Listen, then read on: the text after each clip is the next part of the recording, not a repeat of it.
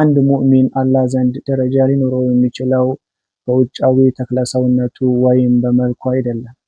አላህ ዘንድ ደረጃ ሊኖረው የሚችለው በቀልቡ በያዘው በኢማን ልክና በኸይር ስራው ልክ ነው።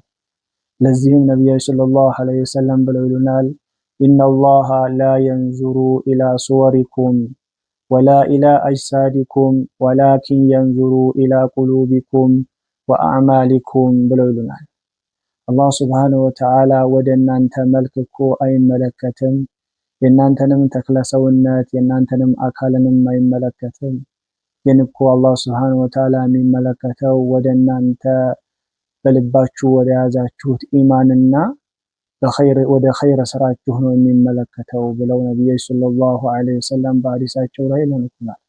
ስለዚህም ሁላችንም በኢማን ላይ መጠንከር በኸይር ስራዎች ላይ መጠንከር እንዳለብን ከዚህ ሐዲስ እንማራለን።